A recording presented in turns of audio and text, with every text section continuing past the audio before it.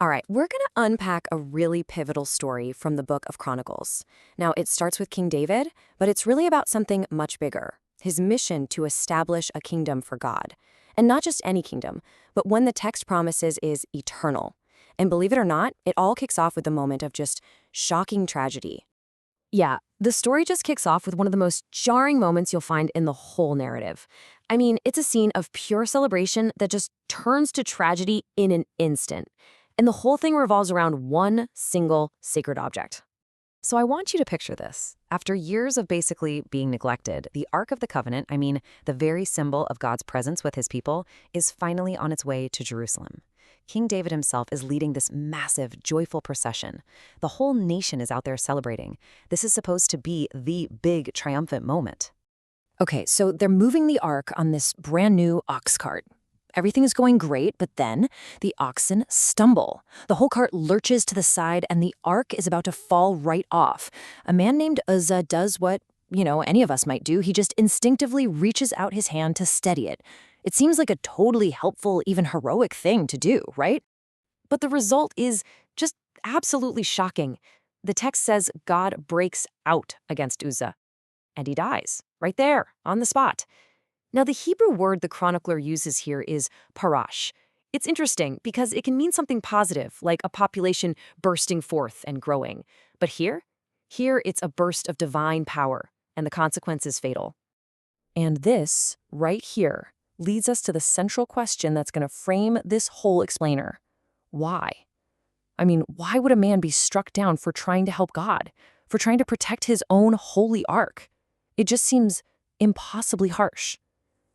So to get our heads around this, we actually need to rewind a bit and look at the bigger picture. Because to really answer that why, we first have to understand what David was even trying to do. What was his mission here, and why was this ark so incredibly important to it in the first place? See, the ark had a really rough history. It had been captured by the Philistines, who pretty quickly found out it wasn't exactly healthy to keep it around, so they sent it back, but it just ended up deserted in a town called Kiriath Jearim for 20 years. It was basically a forgotten symbol of a broken covenant. So what this means is that David's mission was way more than just moving a box from point A to point B. His big goal was to restore God's presence to the very heart of the nation. He wanted to unite all of Israel around this one single powerful symbol of their relationship with God. Okay, so this brings us right back to that disastrous first attempt. See, David had the right goal, no doubt about it, but he had the completely wrong method. And the lesson he was about to learn the hard way, well, it's one of the most profound theological ideas in the whole story. The key to understanding all of this is the Hebrew concept of holy. And this is really important. It doesn't just mean good or pious, like we might use it today. It means something is completely separate from our normal created universe. It's in a category all by itself. And because of that, you have to approach it according to a very specific set of rules.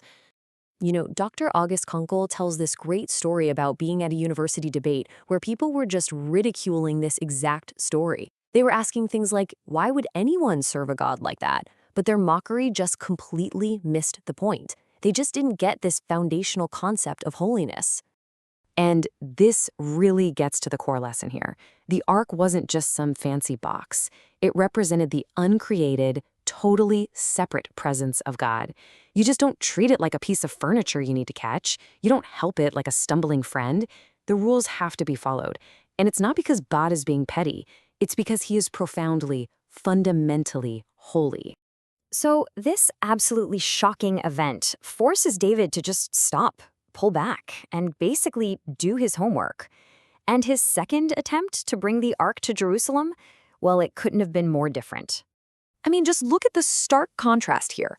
The first time, they basically copied their enemies, the Philistines, and used an ox cart. They totally ignored the instructions in the Torah. The result was fear and death. The second time, they followed the rules exactly. Authorized Levites carried the ark on poles, just like they were supposed to, and the result? Pure, joyful, national worship. David gets everything right this time around. He organizes the proper temple personnel, he prepares this magnificent procession, and, crucially, he frames the entire event with music, specifically with psalms. He picks out Psalms 96, 105, and 106 to publicly declare who God is, to confess his greatness and his rule over everything. It's not just about logistics anymore. Now it's all about worship. So, with the ark successfully and, more importantly, properly installed in Jerusalem, the story hits its theological peak. David thinks he has a grand idea, but it turns out God has an even grander one. Okay, so David is feeling secure in his kingdom. He looks at his own beautiful palace, and then he looks over at the simple tent where the ark is being housed, and he thinks, you know what? This just isn't right. He decides he's going to build a magnificent, permanent temple, a house for God. And look, it's a noble plan, a really well-intentioned idea. But then God sends a message through the prophet Nathan that just completely flips the script. God says, and I'm paraphrasing here, "You've got this all backward, David. You're not going to build a house for me. I'm going to build a house for you." And this is where a brilliant little play on words reveals the true nature of God's kingdom. It all comes down to the two meanings of the word house. See, David was thinking of a physical building, a temple made of cedar and stone. But when God said house, he was talking about a family, a people, an eternal dynasty that would go on forever. And this is the ultimate point the chronicler has been building towards this whole time. God's kingdom isn't defined by buildings or by borders. It's a universal kingdom made up of his people. The house God is building for David is a people who will worship him and represent his rule on earth forever. So this whole story, from the shocking death of Uzzah all the way to this incredible promise of an eternal dynasty, it's all designed to shift our focus. It moved us away from thinking about a kingdom of holy objects and physical places to a kingdom of holy people. And that leaves us with one last powerful question to think about. If a kingdom is really made of people, not places, then what does it truly mean for it to be eternal?